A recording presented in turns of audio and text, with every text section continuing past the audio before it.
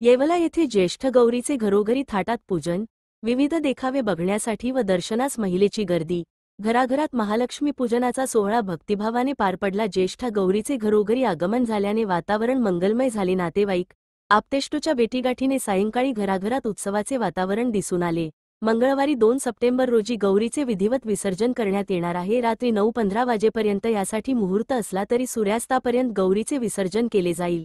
सोमवारी सकाळपासूनच पूजा साहित्य, फुलांचे हार, केळीची पाने आणि नैवेद्यासाठी लागणाऱ्या वस्तूंसाठी बाजारात मोठी गर्दी दिसून आली। गौरी विविध रूपात भाविकांच्या घरी विराजमान झाल्या आहे। कुठे धातूच्या, कुठे चांदीच्या मूर्ती रूपात, तर कुठे धान्याच्या मूर्ती रूपात। या परंपरेचे पालन अनेक पिढ्यापासून होत असून नोकरीनिमित्त कितीही दूर गेले तरी कुटुंबातील सदस्य या निमित्ताने कौटुंबिक सौहार्द वृद्धिंगत होते आणि मंगल कार्यासाठी शुभमुहूर्तही ठरले जातात। देवीसमोर धान्य व फळांच्या राशी अर्पण केल्या जातात व आरतीनंतर तीर्थप्रसाद व फळांचा प्रसाद वाटला जातो, तर भोजनात महाप्रसादाची परंपरा आहे। दशमीच्या दिवशी सुखी, आरोग्य व शांततेच्या प्रार्थनेसह गौरीचे विसर्जन केले जाते। याप्रसंगी गौराई समोर विविध देखावे सादर करण्यात आले होते। यामध्ये पैंजणी परिवारातर्फे पृथ्वी प्रदक्षिणा, गणेश व कार्तिकी यांचा देखावा करण्यात आला होता।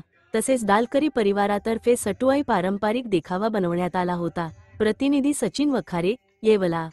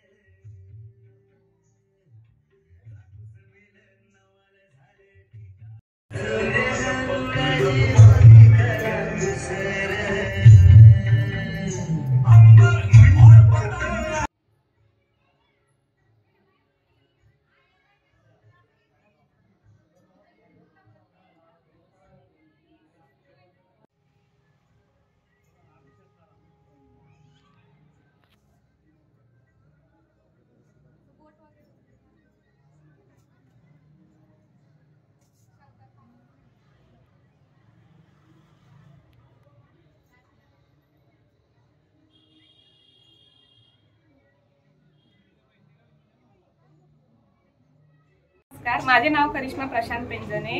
आम्ही दरवर्षी गौरी गणपती सजावट करत असतो। तसेच या वर्षी आम्ही गौरी गणपती सजावट केलेली आहे। यात आम्ही डेकोरेशन मध्ये पृथ्वी प्रदक्षिणा दर्शविलेली आहे।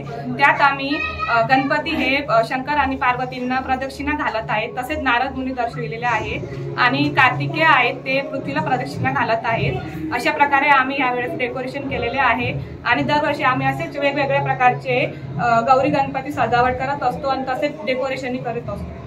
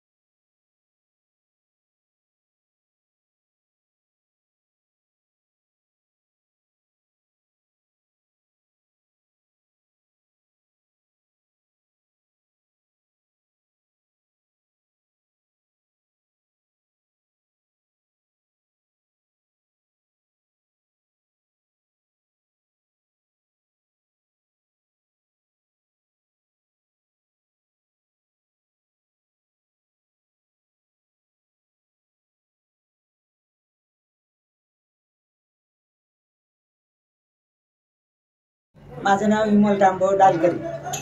आम्ही महालक्ष्मीच्या निमित्ताने सटवाईचं सोंगाचं डेकोरा केलेलं आहे. त्याच्या अगोदर आम्ही वेगवेगळे करायचो. आता आम्ही हे केले ना, हे सोंग निघतंय रंगपंचमीला, तर त्यावेळेस ना हे लोक सगळे दर्शनाला येतात. ही पावणारी देवी आहे, त्याच्यामुळे लोक पाळणा पण घेतात, नवस फेरायला पण येतात. त्या देवी पुढे न वेताळ असतो, ते हलकडीवाले पण असतात. खूप गर्दी होते इथं. देवी ही सगळ्या गावात मिरवते रात्री आणि लोक नवस फेडतात त्याचं, आणि नवस फेडल्यानंतर इथं बी दर्शनाला येतात. इथं खूप गर्दी होते दरवेळेस. होळी पण पेटवावं लागते नंतर, 5 दिवस झाल्यानंतर नवळी गोड पेटवते. गोड फुटाणे, आलेले पाळणे वगैरे तिथे ठेवून देतात. त्या आलेले अंगारा वगैरे देऊन मग बाळाला दर्शन करून घेऊन जातात. असं करतात.